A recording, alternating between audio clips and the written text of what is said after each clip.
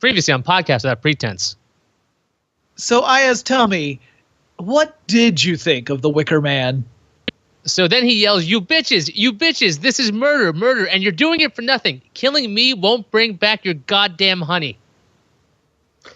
You really can't increase, the serial killer list that well. It's going to take you a lot of time and a lot of planning. Yeah, I think we had Count Chocula. He's definitely a serial killer, right? I mean, because he's a vampire, so automatically. Captain Crunch is in the military, so he probably has killed a couple. Quite a few at sea, yeah. And Coco from Cocoa Puffs just goes ape shit crazy. Yeah. Hi. Sorry, I'm Jonathan Strickland. I'm Ayaz Akhtar. And I'm Eric Sandine. And together, we form three of the most chipper, peppy guys in the universe. For this show, I think. We can do that. For this show, on this day, yeah. So here's the thing. We really do have a missing, lost episode of Podcast Without Pretense, and that's not a joke this time. Usually our previous peek behind the curtain, in case for those of you who haven't caught on, our previously and next time episodes are totally fictional and have never been recorded, except that last one, which, technically wasn't recorded, but we did start it. It was recording until a Windows 10 update decided, guess what? It's reboot time. So we lost the video, but we went on live and we continued doing it. So if you do show up and you see the show live on gfqnetwork.com or gfqlive.tv, you can see the show, but that episode is gone. Yeah, it existed in the ether, but we were treated to Ayaz's review, his analysis of the Nicolas Cage version of The Wicker Man, and it sounded to me that Ayaz easily puts this up in his top 5 movies of all time. So, yes, it is definitely a movie, and it did occur during time. I think as you said that it lasted like an hour and a half, and for the first hour nothing happens, and then for the last half hour it just goes ape shit crazy. Is that I fair? believe I said something. I think it's an hour and 51 minutes or something like that, and I said you should start watching it with 20 minutes to go. So skip an hour and a half and start watching then. I'll have to double check. But yeah, Nick Cage, he does some crazy shit, well, you're just going to have to either watch the episode or you have to find my notes, which will probably be online at some point, because I should put it up. So at the end of that debacle where we were unable to actually record the episode, we decided that offline we would come up with what the next Podcast Without Pretense movie would be. And it was Ayaz's turn, and he decided to have a little departure from the style of films we have been watching. What did you choose, Ayaz? Well, after dealing with the hour and 51 minutes of The Wicker Man, I'm like, I want to watch something short. I want to watch something that I could watch on a train. I want to be able to watch this at work if necessary. So I picked Bob the Builder, Let's Build a Beach, which clocked in at an amazing 45 minutes. Yep. An amazing happened. 45 minutes. Yeah. It was weird because typically I pin Eric as the guy who chooses the family-friendly fare, but this time it was Ayaz. Yeah, and so Jonathan had suggested that there was another Insane Clown Posse movie out there, the first one, and I declined picking that for some reason. I was just thinking, nah, at least at the worst case scenario would be like, okay, I'm going to make my son watch this with me because we can watch Bob the Builder. So I did watch the thing. Yeah, I don't have any notes on this. I didn't take any notes. And to be fair, I think I only watched the first episode in full without having my attention diverted. And then after that, I just kind of had it on while I was doing other stuff. You went 9 minutes then, because the first thing is 9 minutes. How about you, Eric? How long did you watch before you went to a second screen, had a beer, shot somebody in the face, or another item? I made it through the second one. So I'm going to say it was like 15 minutes or 20 minutes or something like that. The second one was a little bit longer, but I finished it. Yeah. They were all 9 minutes each. Oh, they're just 9 minutes? It seemed way longer. Well, to be fair, you're watching the same episode 4 times, so by the 4th time it feels like it's pretty long. So I've taken copious notes. 18 minutes is when I saw like a Twitter thing pop up, and I actually read it. So I was taking lots of notes. So the question is, do you guys want me to read my notes, or do you have notes or points? Before we have you read your notes, I'll just say, like, I had never watched any Bob the Builder before. I don't have any kids, and I've never babysat my niece, so I've never had like occasion to watch it. But I mean, ultimately, I'll just say, like, yeah, it's a kid-friendly fare. There was nothing like offensively stupid about it. It didn't come across as obnoxious to me. It seemed fairly straightforward and sincere. I wouldn't call it like super high quality, but I wouldn't say it was terrible. I would, if I had to choose between this or Sesame Street, I would go Sesame Street 100% of the way. But I didn't think it was awful. I had a different viewpoint.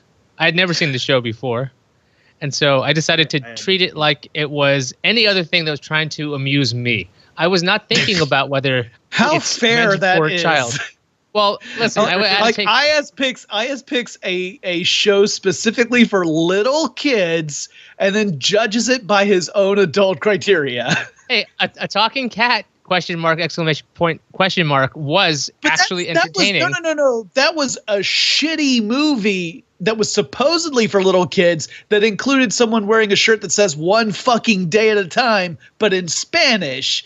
You can't use that as a basis of comparison. Oh, I made a mistake. I was thinking of Thunder in the House of Magic. Is that the one it was? That was the cartoon. Oh. Yeah, Talking Cat was the one with Eric Eric Roberts as the voice of the cat, and he sounded like he was drunken in his kitchen the whole time. Yeah. Now I remember that movie has a complete lack of geography. Like, there were like houses far apart, and like, how did she run through the woods? And there's a house in the redwoods that's about maybe a half mile from a house that's on a tropical beach. Yes, as that's how it happens. So, Eric, do you have anything to say about Bob the Builder? Let's build a beach. Their explanation of how a telescope worked could easily put Jonathan Strickland out of a business. That's true. Yeah, they're very, very succinct with their descriptions of how stuff works. Mm-hmm. I mean, I have a bunch of other notes, but they're all kind of scattered around. General overview was I agree with Jonathan. It was fine. It was quaint. It was what I expected. Yeah. So all right, Ayaz, let's hear how it measures up to your high standards. Yes, a reading from the book of Evernote on my iPad here. All right, the movies. I thought it was a movie, by the way, and it's not a movie. It's like it's a collection of episodes. It's 5 9-minute episodes. All right, the movie starts off with a song introducing the characters. Lofty's comet starts it off. We start with a couple, a guy looking at a telescope. He wants to see a comet, and he explains to his wife what a comet is, like she's never heard of one before. The man is Bob's dad. The trucks talk, but their lips don't move. Lofty's smile, though, can turn into a frown. Bob and Dad are building an observatory. Bob's mom is called Bob's mom. Lofty, a car, is some kind of idiot for not knowing what a telescope is. Lofty is concerned she won't be able to fit in the observatory. Bob explains, fuck off, I'll put a screen and you can watch it from the outside, bitch truck. Lofty skulks away. Lofty is concerned like a little bitch that the screen might not be big enough. Please continue. Bob and Bob's dad build the observatory with the help of trucks and tools. Lofty is bitching to rabbits and wants to be able to see the comet that is. So the fucking truck decides to get higher in the sky to see it by going into a mountain. Lofty says, thanks, rabbits, and leaves. Idiot. Bob and Bob's dad finish the observatory. Lofty sings about the comet as she climbs up the mountain. Then again, this is some kind of talking truck, so maybe her vision is better than I expect. Lofty was supposed to bring the screen, but she fucked over Bob and friends. Then she gets stuck on the mountain. Bob's dad finds the crate with the screen, comes upon the rabbits, and then decides to follow the rabbits to find Lofty. What the fuck? Yeah, I don't. Bob's dad explains explains that Lofty is a stupid fucking idiot for going to a mountain to see a comet. Bob bitches at Lofty for not putting up the screen. The screen is about 24 inches big. It's tiny, fucking cheap ass Bob. All the machines see the screen, and now Lofty wants to share her fucking comet song again. Fuck you, Lofty. The comet is high. We get it. That was the first one. I think we should point out that Ayaz is paraphrasing what Bob's dad was saying and what Bob was saying. Yes. There was no point where they were like, you fucking twat, Lofty. There was nothing like that in the actual show. No, they're relatively nice, but mildly condescending. All right. Spud in the hotel. Okay, sure, fair. All right, yeah. Here it goes. Spud in the hotel. The first tale was 9 minutes. An ATV, a scrambler, yells at a hobo and invites the hobo to ride him to see a hotel. Bob explains they have to build guest villas at the hotel. The hobo and the ATV show up. Hobo equals Spud at the hotel. Luella is the owner of the Bobland Bay Hotel. She's got a snooty accent, but she has to leave. The trucks are fucking stupid. They ask what a hotel manager is. Hobo and ATV walk over to look at the hotel. All these fucking humans look the same. Spud is mistaken by hotel guests as the manager. Hijinks will ensue. Spud picks up all the bags for the guests while Bob is building a jail cell or a guest villa. One of those. He's built this thing in under 10 minutes. Fucking fast, Bob. It's amazing. The family wants to leave the hotel because there are no beds in the room. Spud pleads with them to stay and takes them to eat. Bob's helper, name unknown, talks to Lofty about water in the villa. Spud in the kitchen. He's going to make the guests food, but he's horribly inept. By the way, Spud is some kind of scarecrow or something, parentheses, confirmed later. Spud slips on pasta sauce and drops all the food. The mom of the family says, we're going to get the fuck out of here. Spud asks Bob what a hotel manager should do. Yes, yes, these are all paraphrase. Paraphrase, that is. But these events are happening. Right. But at no point does the mom actually say, we're getting the fuck out of here. She says we're going to leave. But, again, this is what I'm thinking. What's actually happening here. New York changes a guy. Bob the Builder. Let's build a New York beach. That's what it is. Okay, so Spud asks Bob what a hotel manager should do in the situation in a hypothetical. Fancy hotel lady is back with the bed. Spud tracks down the family and explains the hotel will be ready soon, and the real hotel manager is there. Spud explains, here's your scarecrow. Mustache man is here. He's the hotel manager. 18 minutes in, and I saw a notification. That's the end of that one. We should also... There's one general note. This is for the entire series, not for that particular episode. This was the I definitely got into this episode before I checked out, but I totally checked out in this episode. But the point I wanted to make was something that we mentioned. I think, on Twitter, which was that there's a kind of a call and response throughout Bob the Builder, where characters will ask, "Can we?" and then it'll be like, "Build it" or "Fix it." And then everyone responds in unison with, "Yes, we can," which we heard dozens of times over the course of these 5 episodes. Yeah. And hearing the phrase, "Yes, we can," dozens of times the day after an election where the previous administration's slogan was, "Yes, we can." But Lofty at least says at the end of it is like, maybe we can? Because that's the thing. Everybody says in unison, "Yes, we can." And the last one goes, "Maybe we can." So that could take the edge off slightly. Good old Lofty. The idea being that Lofty is a bit of a worrywart and not as convinced. And what was that, Eric? Oh, I was just going to say, yeah, he's like my first note when Lofty appears is something. Oh, Lofty seems oddly sad. Is he usually sad? I'm betting he's usually sad. Did we mention that Lofty he's a tow truck, right? He's a girl. He's she. What are those things called? Cherry picker, I think. Oh, cherry picker. Okay, that makes sense. I watched it last week, so I didn't rewatch it for tonight. So I'm just going by my memory, which is never reliable, even if I am paying full attention. So.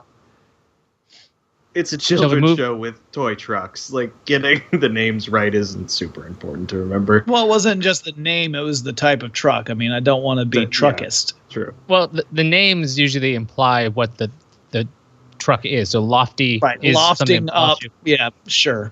Tumblers is like Tumblr's Perfect Promenade is the next one. So Tumbler is some kind of cement mixer cement truck. mixer. Yeah. Cement mixer. So there you go. So to the third story. So Tumblr's job, I got this one. Tumblr's job is to cover all the dead mafioso that Bob has had to kill to clear the construction site in a foundation of a building so that they are never seen or heard from again. Right. That's why the promenade was so bumpy. So they had to put something out on that. That's exactly right. That's the backstory. That's in the unedited version, the uncut director's edition. What's amazing is they start this off with just a super long shot of the camera weaving through like an Italian restaurant and everything. It's amazing. It lasts like half the episode, like 5 minutes. Yeah, that was the episode guest directed by Martin Scorsese. Not known, because he didn't use his actual name on it. But come on, it was Scorsese. It was obvious. Even voiced Lofty. Tumblr's Perfect Promenade. Tumbler is a cement mixer. One of the dumb fuck trucks asked what a promenade is, so the audience could find out too. What are the dumb fuck trucks? I missed actually say dumb trucks. Okay, ask what a promenade is so the audience can find out too. For the record, it's a big fucking sidewalk. Bob shows the machines the plans, and it's a shitty little drawing that's more like an idea. Can we build it? One of the trucks says no and runs over Bob several times, killing him in the process. Okay, that part didn't happen. I was getting really bored. Wendy is the name of Girl Bob. The trucks are really simple. The trucks are really simple. One guy wants to watch the concrete slabs dry. I think there's a chance Bob and the other humans are taking advantage of the stupid. Now, Tumbler is talking to birds. The birds, like the rabbits, don't say anything, but Tumbler is talking to them. Now rabbits show up. Rabbits squeak back. The birds and rabbits wound up leaving footprints in the slabs. Spud, the motherfucking scarecrow, shows up to talk to Tumbler. Spud says Tumbler has fucked up the slabs. Spud calls to his brain, which is a very strange thing he does, calls to his brain to give him an idea. He falls over and his carrot nose ends up in the slab. Tumbler's crying like a little bitch about messing up. Bob says, this is really clever. That's actually not a paraphrase, but this is really clever. Tumbler suggests everyone put their tracks in the slabs to customize them. Bob teases Wendy about the idea that Tumbler had without telling her. Fucking slab tease that, Bob. Wendy and Bob get slabs too. Handprints, the end. That's Tumbler. So you guys were out. You were checked out by that point. Wait, I was absolutely checked out by then. And my note on the next one was: is the cleaner a bad impression of Woody Allen? Because I noticed that like all of the like who is the other one? Oh, the Scarecrow, Spud. He was a bad impression of John Oliver, I think. Spud? The Scarecrow. Yeah. I don't know. That was I remember watching, or at least having these on, all three of them. The last two I couldn't tell you what they were. I know those first three. I definitely was at least occasionally paying attention. I think on the fourth one I was completely disengaged, and maybe I saw some of the fifth one, but I can't remember what it was about. Well, here comes the fourth one, guys. Clean as a whistle bristle. Woo! My first note is there are too many of these stories. Stop them. A red truck is getting muddy and likes it. Another truck, a street sweeper-like thing, cleans off the mud left by the red truck. Today's job, finishing the Bobland Bay Promenade. Tonight is the grand opening. You got to put up illumination, and that's lights. The trucks are very excited. Bristle is the cleaning machine's name. All the trucks are happy to see him. Squirters. Bristle has squirters. Just leaving that out there. Bristle and red truck exchange some pre-porn dialogue about getting dirty. Had to take a break from Bob. What? What did you? Did you say free form? Yeah. No, pre-porn. Okay, that's what I thought you said, but I was going to give you the benefit of the doubt. And then I realized, that exactly is what you said. They're talking about getting dirty and then like getting the other one wet, and it was kind of like it wasn't exactly innuendo, but like it kind of was. Let's move on. Take a break from Bob. Also, Bob sounds really annoying, so I think that did sound like Woody Allen. Bristle, Bob. Bristle sounds really annoying. Bristle keeps messing up construction because Bristle keeps swiping things. Wendy calls Bob. Bob and Lofty head to the promenade. We see a scene with the mayor for a little bit. The illuminations were stolen while Bob was talking to Wendy. Some guy who comes to the promenade to complain that all the stuff got stolen outside his store. Bob investigates and realizes all the things stolen were on the fucking ground. Storekeeper is confused. Bob tracks down Bristle, the goddamn thief. Bob goes ahead and opens Bristle's trunk without any permission whatsoever and finds all the stolen stuff. Bristle explains that he had to clean things up because he has a terrible affliction. Bob says, "It's cool, annoying truck." Bristle resolves to stick to trash. Time to turn the lights on at the promenade to declare the place open. Is this done yet? And that's. I think the lesson that kids are taught there is that unreasonable search and seizure doesn't exist in the world of Bob the Builder, and you shouldn't expect it to exist in your world either. The concept of it being unreasonable. Well, how could it be unreasonable in Bobland? That's where they live, and he's Bob. So like that's what I'm saying. That's what I'm saying is that the lesson being learned is there's no such thing as unreasonable search and seizure in Bob the Builder world, and that kids should expect the same to hold true in the real world. There's no such thing as unreasonable search and seizure. Yeah, just the same way as they should expect all hotels to be TARDISes, apparently, because that thing was way bigger on the inside. And that and animated scarecrows will run around manically pouring food on you. Yeah. Well, they were trying. He was trying his best. Damn it!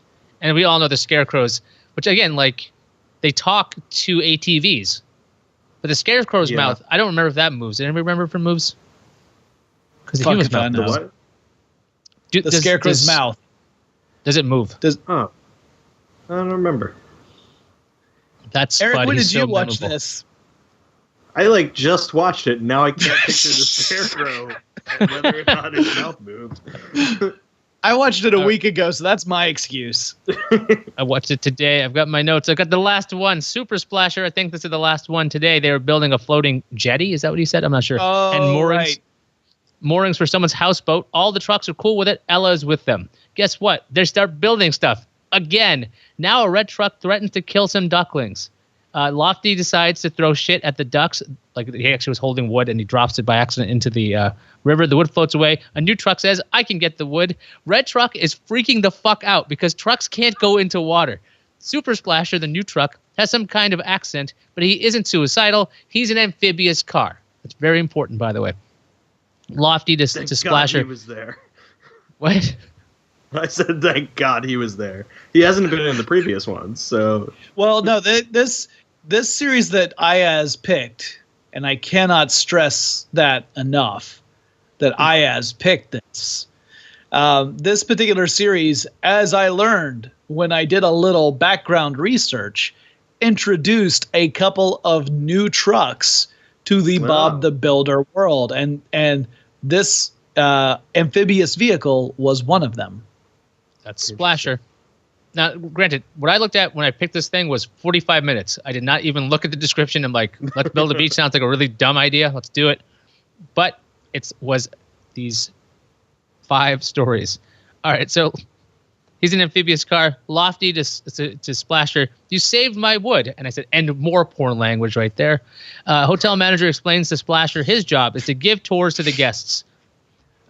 Splasher gives a lady a ride. More porn. Manager hops on Splasher. Threesome. The tour, a sunflower field. Splasher thought a tractor was stuck in the mud, but Splasher got stuck. Splasher thinks he's a superhero, and he's clearly delusional. "I think these humans are taking advantage of these dumb machines." The hotel guest thinks the hotel manager is crazy when he suggests they take Splasher into the water. Splasher spots a dog on a rock and tries to rescue it. The dog gets into Splasher and shakes. Threesome becomes a foursome. Dog owner says the dog likes to be on that rock. Splasher, you stupid fucker. The tour continues and Splasher sees a fucking houseboat. Splasher thinks it's floating away, so Splasher rams the houseboat. Bob says, "Ella didn't need rescuing, you stupid fucking amphibious truck." Isabella explains, she's the hotel guest, "You should check if something needs rescuing before you start rescuing, you stupid fucker." Bob and Ella take care of the houseboat. Splasher accidentally splashes all the humans, and we're done. And that is the end of Bob the Builder. Let's build a beach. It was... So by Ayaz's lofty standards, it apparently doesn't measure up. But I think for your average 2 or 3 year old, it's fine. So there's a chance that these machines are mentally very slow, right? It seems that way. I'm also very confused about whether or not the rabbits can actually communicate or not, because it seemed like Lofty was talking to them, but in the second one, the cement mixer was talking to them, and then he said, I don't understand rabbit. So do some people speak rabbit in this universe and some don't? Eric, I think your expectation of consistency within the Bob the Builder mythos might be a little too high. The expectation may be a little too high. Maybe. Yeah. I mean, I'm just putting that out there. No, I think you picked up on something really important here. So Tumblr does say, I don't speak rabbit. He doesn't say, I don't understand rabbits. It's like, I don't speak rabbit, because Lofty has a conversation with these things, but the humans have no conversations with them, because when Bob's dad sees the rabbits and they're looking for Lofty, he just looks at the rabbits and they kind of squeak at him, and he's just looking at them and they start running away. So he's like, let's follow them. Now it's not, maybe it's implied by this decision making that Bob's dad actually speaks rabbit and says we should follow these guys. But otherwise, there's some weird hierarchy where all humans can talk to trucks and trucks can talk to humans, and only some trucks can talk to rabbits. Right. But everybody can talk to scarecrows. Very important. Everybody can talk to scarecrows. Yeah. I don't see any inconsistencies in this at all so far. So I think we're good. Maybe this universe. It's hard to it's really hard to nail down the rules of the Bob the Builder universe. The other thing is, like, for the majority of these, for 4 of the 5 of these, nobody gets into the trucks. Even Bob, he like kind of hangs out on the outside of one when they were getting somewhere. But in the 5th one with Splasher, it's like the only time people get into the truck. And I'm like, this is a little strange, because that thing's alive. It's kind of like being on a horse, I guess. But it's like, this is very strange. Now, let's get more people in here. Scarecrow jumps on top of the ATV. Because the ATV takes him somewhere. I mean, it's a little bit different than entering, but, It's straddling it's not really entering, because there's no top, right? So it's a topless vehicle, this amphibious Splasher. But Scramblers, are you talking about? The ATV. Right, Scarecrow's right on top of that, too. So that's a little strange. Because nobody else is into that. Also, there's one called Dizzy. This is also another cement mixer. It's a small one. Like, that's not a vehicle. What the hell is that thing? Well, I mean, what's the rule? Like, does it have to? I mean, if vehicles have some sort of intelligence and agency, however limited it may be, what's to say other normally inanimate objects don't also? Well, so let's say this mixer has, because let's say it's a simple machine. Maybe that's the rule, but like, when you put an appliance into one of these hotels, or like an air conditioner, right? Do they talk too? Well, I mean, as far as I can tell in this universe, it only talks if it has eyes and something that resembles a mouth.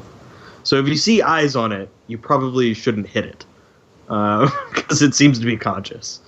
But that's true. I think that's the only rule here. Like, the rabbits have eyes. The rabbits have eyes. Pretty sure that was a horror movie, right? Yeah. That was the prequel. No, that's a sequel. Because the hills have eyes. We're like, oh, it's the hills. I'm like, no, it was the rabbits have eyes. That's because they were in the hills, so you could see them. You just made a mistake. But yeah, so that was Bob the Builder. Let's build the beach, and they made a promenade, and that was actually a storyline for 2 parts of this thing. I really found it extremely long for 45 minutes. Like, it was pretty long. It was if you want to like make a 45-minute experience feel long, watch this, because it's just I had a note about that in the first one, which was holy crap, this is long. Oh, and Lofty starts singing the song about the meteor while he or she or it did the cars have genders? Anyway, as it's like going up the mountain, my note was, this seems like it's really long. I can't tell if this would be really funny if I was really high like the comet, or if I'd be really bored if I was really high like the comet. I will tell you that I can't say that all the vehicles had genders, but there certainly are male cars. Mm-hmm. You can tell because they have the little balls. Hang down. Oh, yeah. Mm. So I watched, or I tried to watch a horror anthology kind of movie, but I'm trying to figure out what the hell it was at this point. I can't remember. That was Bob the Builder. Let's dismantle a human, I think.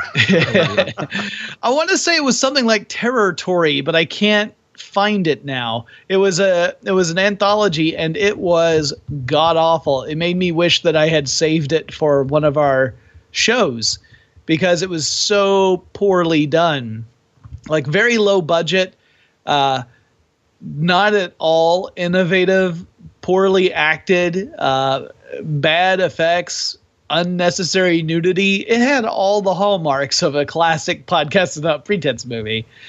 And sadly, I went ahead and started. I was trying to find horror movies because of Halloween. I was trying to watch some horror movies to be in the spirit of Halloween. But the problem is that I've watched almost all the really good ones that are available for streaming. Like I've seen them before, or some cases multiple times. So trying to find something new that also isn't terrible has not been going well for me. I'm looking up. Is it Territory? No, not Territory War. They actually have. Wow, it's amazing. If you write in Google the words terror and the word Tory, Tory, it gives you the word war at the end of it, because it's apparently for Google a common misspelling of the word territory, like the proper word. Yeah, no, I want to say the word territory was in it. The neatest thing about the whole movie was that it starts off with a map. Yeah, it's territory. Is it? Like, is there actually? It's. I'm pretty. It was. Did it just come out like 2016? Might have. Yeah, it's definitely. Have you found it? In the vein of Creepshow and Tales from the Crypt. Where are you seeing that at? I just searched for Territory on IMDb. On IMDb. That's why. Yeah, because I wasn't finding. Yeah, Google was being of no help at that point, and neither was Wikipedia. Oddly enough.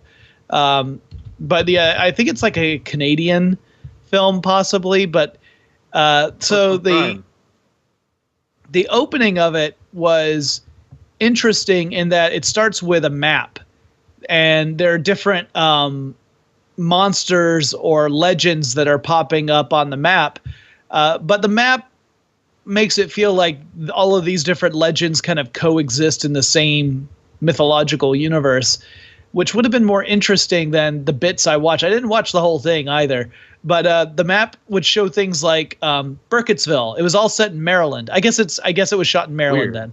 So Burkittsville shows up, which is in Blair Witch. That's the Blair Witch Project town. And so there's neat little things like that a horror fan would find kind of interesting.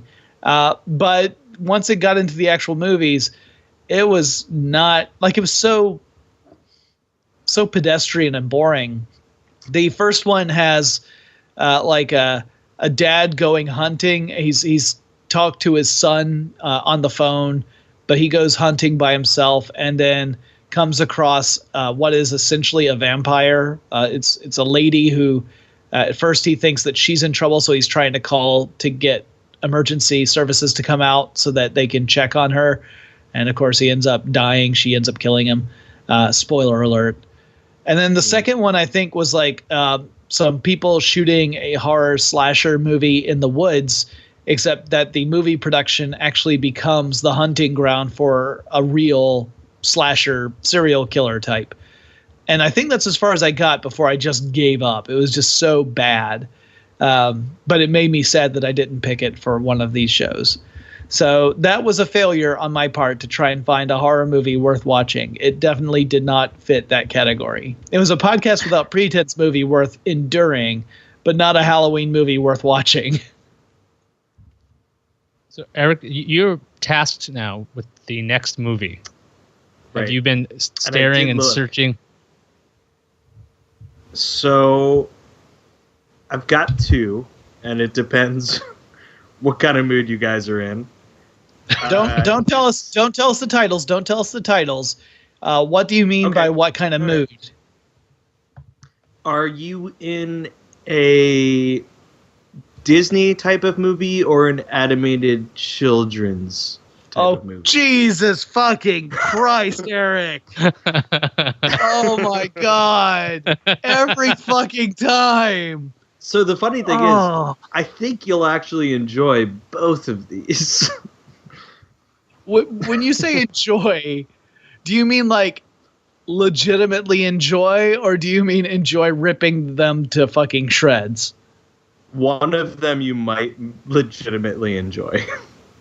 Christ. Ayaz, what do you think? I can't believe you're picking two goddamn children's things in a row. All right. Disney would be One is super short. It's going to be like probably schmaltzy. I'm trying to think the difference here. It'll be just schmaltzy and like super positive versus a children's thing, which, as you can see, since everything's so spelled out and it's basic, I get obviously very irritated with them. Like, what is wrong with these people? Why is this truck so stupid? You did say Disney-like, right? This isn't an actual Disney movie. It is produced by Disney. Oh. So is it a live-action film? It is a live-action film. I'm kind of curious now. I doubt you've seen it. All right. Well, I mean, it sounds like you were in favor of Disney. I'm in favor of Disney. If I'm going to pick one, I'll pick Disney. Well, we will be watching hit us with the Disney. Hannah Montana, the movie. Again? That's horrible. I mean, let's be fair. I think I was the one who made us watch High School Musical, so. That's so true, yeah. I kind of think Hannah Montana, the movie, might be better. The other one was Lego Jurassic World, The Indominus Escape. I've seen that. So that's actually only like disqualified. 25 minutes long, which I just realized. And I see that Hannah Montana, the movie, for me, has a prediction of maybe 1.2 stars. I highly recommend watching the Lego Jurassic World thing. It actually addresses some of the ridiculous plot holes of the movie, and they're like, why would we do that? Like, we wouldn't do that here. That makes no sense. Like, they actually are very aware of, the writers were very aware of the plot holes. So they fix it in this movie. So it's short. Anyway, it's fun. I'll probably watch it tonight. You watch it tonight? Why not? I hate myself. Minutes. It's like 40 minutes. So like, I would be disqualified. Yeah. I've actually seen it twice. So instead, we're gonna watch a movie that's an hour and 42 minutes long. That's true. I'm almost certain there's some songs in there you can skip through. So. I mean, if I've gotten to the point where I am no longer paying full attention to it, I shall skip through it. Otherwise, I will endure. I see Billy Ray Cyrus is in this movie. It's got to be better than Honey. Oh, he won a Razzie. Does it though? For supporting actor. Yeah. Yes. I don't know that it has to be better than Honey. Honey was awful because it was so like incredibly predictable and nothing really happens. But I think Honey was more or less competently acted. It just was a horribly bland script. Well, you guys will be happy to know, I believe this is correct, that as of November 1st, Honey 2 is no longer on Netflix. So I can never select it until it comes back. It used to be on my list of things, but Honey was so bad, I didn't want to even imagine what Honey 2 would be like. It's gone. As I recall, Honey 2 had a higher predicted score than Honey 1 did for me, but which has happened once or twice where we've had a sequel to a movie get a higher recommended score than whatever the first entry in the series was. That's happened a couple times on this show, which does not tell you anything about the quality of the sequel, but rather the lack of quality of the initial film. My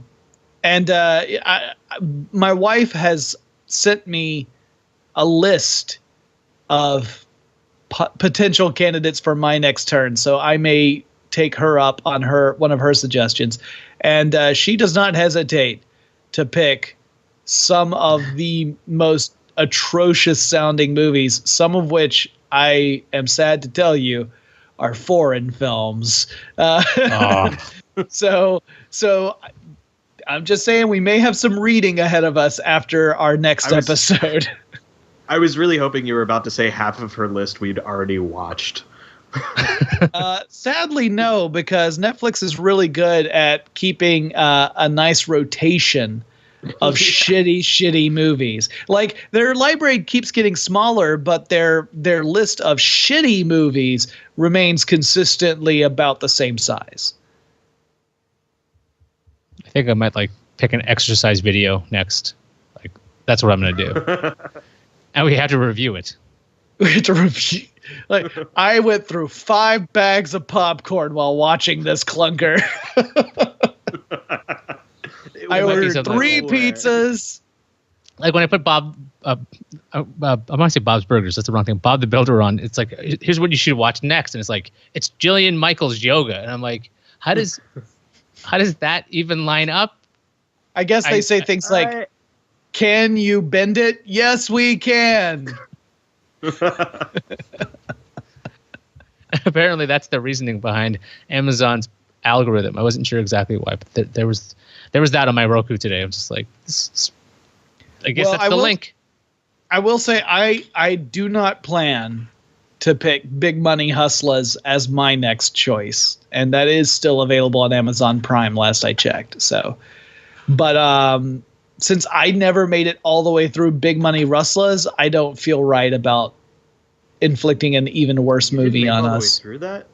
No, dude, you don't remember? So you and Ayaz watched more of it than I did. I watched up to a certain point, then I fast forwarded to the end credits. Oh, the ending of that was the best part. Oh, wow. I couldn't make it. I think I got to the point where the protagonist and the little person hooker had a really big scene, and then I think she gets killed maybe, and then that was when I stopped. Or I might have waited until the weird ghost cowboy came into town and shot everybody with his laser eyes. I mean, it's hard for me to remember.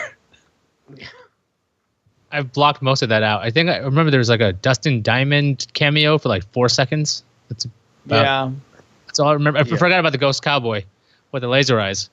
I think, does he kill Dustin Diamond, who comes out of a porta potty or something? Porta potty, I guess, an outhouse. Maybe.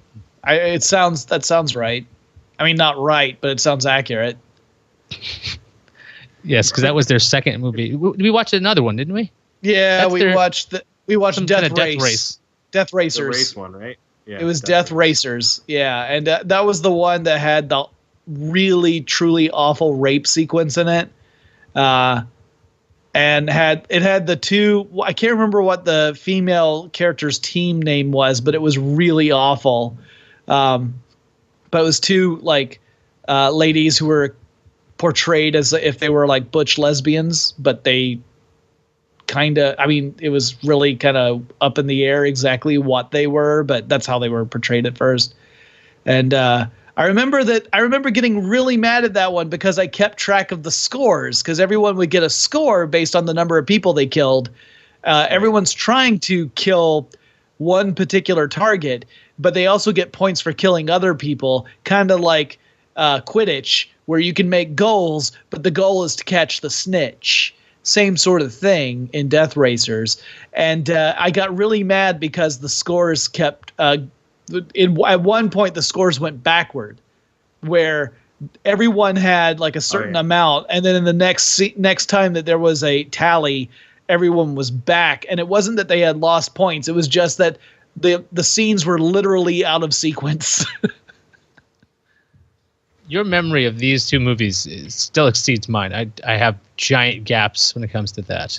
So I'm very glad I took way more notes than either of you way back in the day, and so now you guys tend to take at least some notes. Usually not nearly as many as I do. Sometimes you do. Sometimes yours exceed mine. But the Wicker Man's about 5,000 words, I think. Yeah. Well, back then when we were doing these, I think I was really the only one regularly keeping notes. You two would have like maybe a couple of points or something, but typically I would break it down scene by scene. And that one was one of those, there have been a few movies on our list where I got so angry I had to take copious notes, and that was one of them.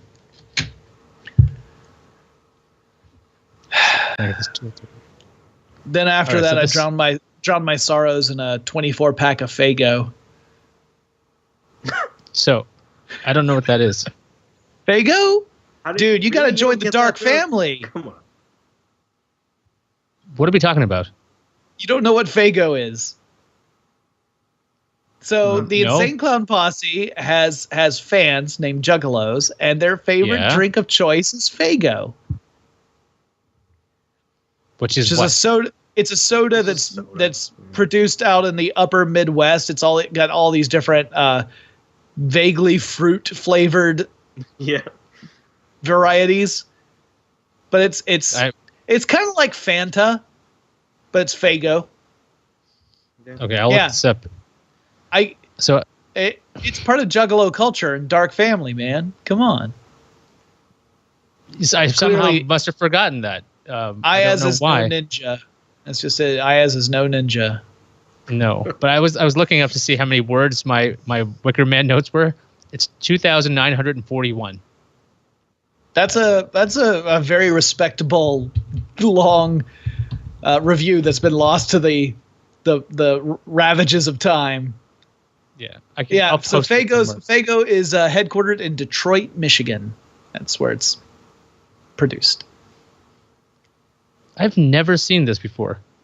Well, I'm not surprised. I mean, it's one of those things that as you if you ever look into the Juggalo culture, it starts popping up like crazy because it's just like a hole of watching Juggalo videos, and then I'm actually surprised, Ayaz, that you were never really into WCW, I guess, so you didn't really see when the Insane Clown Posse had their run.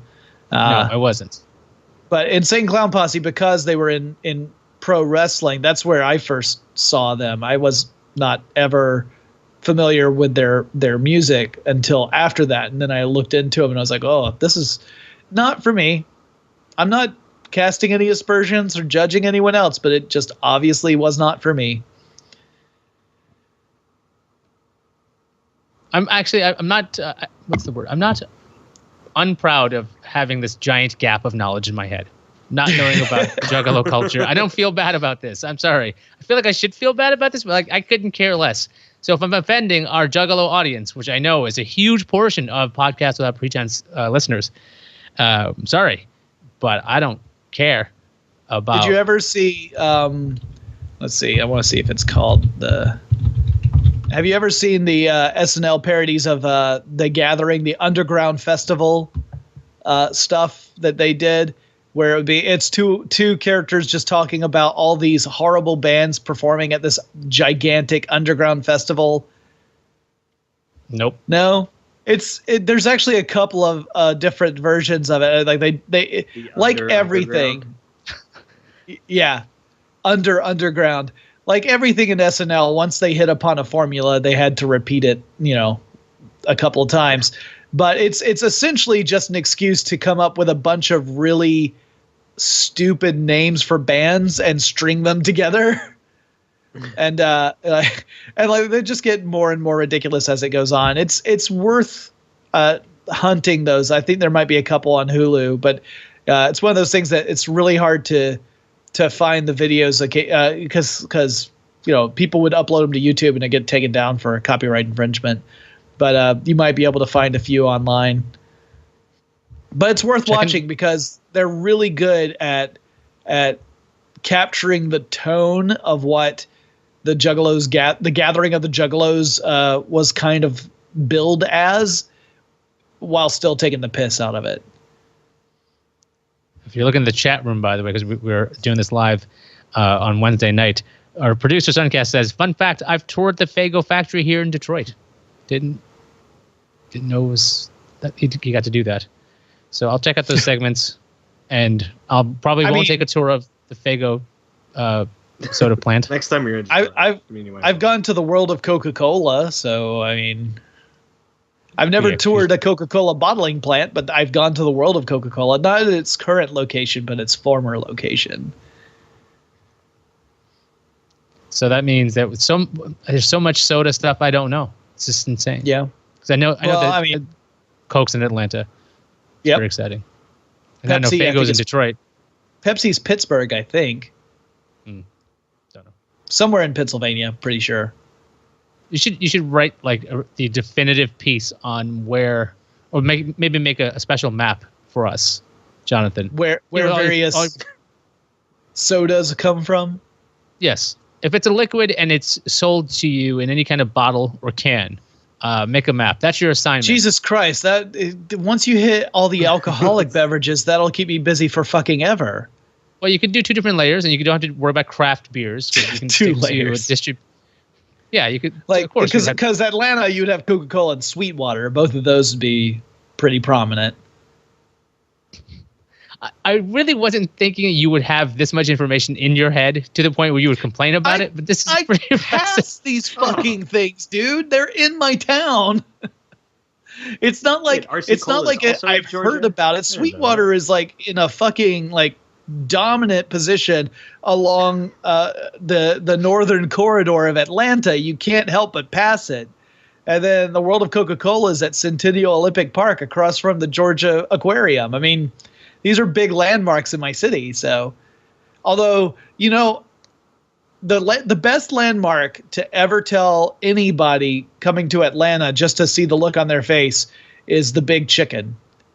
If you tell people the Big Chicken of Cobb County, the looks are priceless. Okay, I'll bite. How big is this chicken? It's enormous. It's an enormous chicken. Is it enormous for a chicken, or is it like enormous compared to like everything else in the world? It's like, okay, like imagine a church steeple, but instead of a steeple, it's a chicken. And I'm not talking about the cross. I mean the whole steeple. Yeah. I got you. All right. So that is a big chicken. It's part of a KFC. And it's one of those things where it was always like part of people's direction, like turn left at the Big Chicken. It's just a way of telling people which way to go. Like, oh, if you see the Big Chicken, you've gone too far. It's absolutely the truth, by the way. It is. You should be able to see the Big Chicken from far away. So if you've seen the Big Chicken, you've gone too far because it means you're in Cobb County and you should get the hell out of there. Okay. I see a picture of it now. Yep. Okay, it's a little bit more abstract than I was thinking. I was thinking more like a lard lad donuts kind of thing. No. It looks is more like a little more abstract. It looks more like a tail fin of a airplane with a beak. Yep, that's the Big Chicken. There it is. So the Kentucky Fried Chicken, Big Chicken with Pepsi-Cola on top of it. Take that, Atlanta. You see, I told you it was like the size of a church steeple. I think that's pretty accurate. It's in Cobb County. Cobb County, Georgia, man.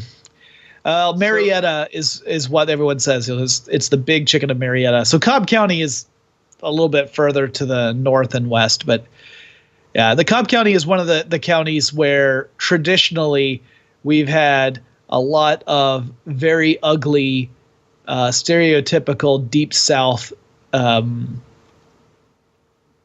philosophies espoused, shall we say? Like, the last time I remember hearing about anyone in the KKK marching in Georgia, it was in Cobb County. Fun times. You want to ask me more about that? I mean... Did they have, like, a big KKK guy, too? Like, no, is that also in the county? No, next to the chicken? Like, you wouldn't say, like, go down if Cobb Parkway. The Klansman, you've gone too far. Right. Turn left at the big Klansman. Yeah, you see the big Klansman, the Grandmaster, we call it. You turn around. The Grandmaster. The human-sized ones are bad enough. Yeah.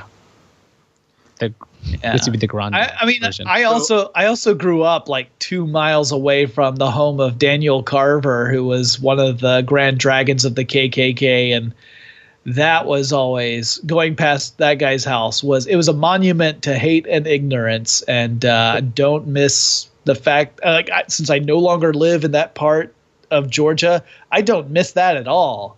I'm so glad that I don't have to passed by there. Now, of course, at this point, I don't know who owns that house, but I mean, growing up, that's messed up to see that on a regular occasion, because it was whenever we were on any kind of school trip that would leave from the middle school I was in, the route would take us past this guy's house. So you'd look out there and you would see, in the same neighborhood, if you go down a little ways, burnt crosses. I mean, it was messed up. Fun times. I wanna go with a happy note before we get out of here. So RC Cola is also from Georgia, right? Yes. Just found that out. So I'm looking at their brand portfolio. RC Cola first released in 1905. Then there's a couple other things down the line. It took them a while to figure out Diet Cherry Coke, which just came out in 2016.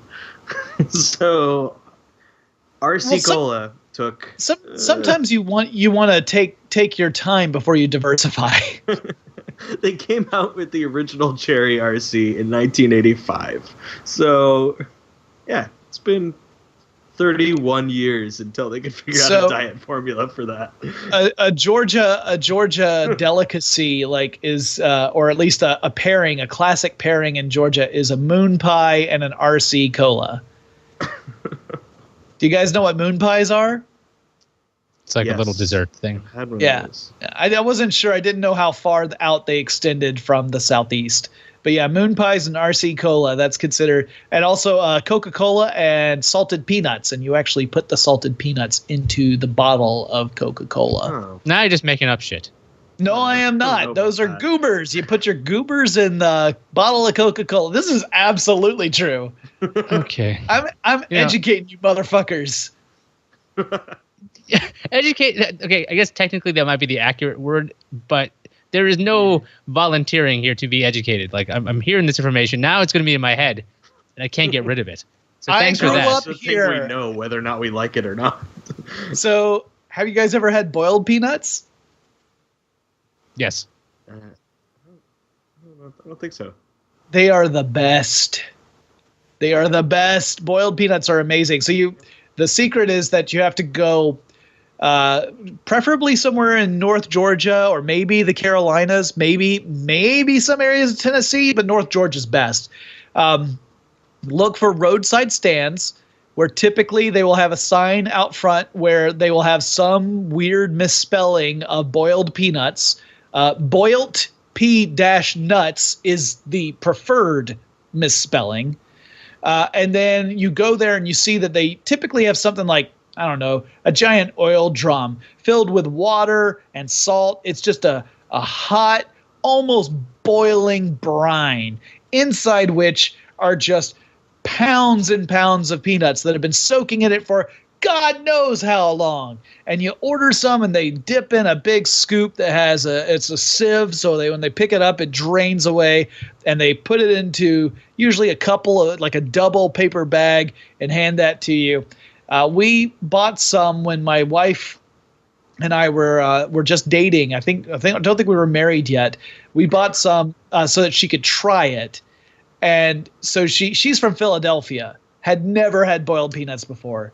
She gets one, she opens it up, and she eats it. I'm saying, so what do you think? And she's like, she has this horribly confused look on her face. She's like, I don't know. So she takes another one, opens it up, eats it. I'm like, so? She's like, I still don't know. She ate like about half the bag, and she's like, I don't know if I like them, but I can't stop eating them. And that's pretty much sums up Southern, culinary delights. I don't know if I like it, but I can't stop eating it. I think on that note, we should check what's happening on the next week on Podcast Without Pretense. What do you guys think so? Sure. Next time on Podcast Without Pretense. I couldn't stop eating them. Jeez, I can't unhear the stuff Jonathan's telling me. I'm forgetting stuff that I care about now. Don't try to deep fry cashews. It doesn't work the same way as the boiled peanut thing.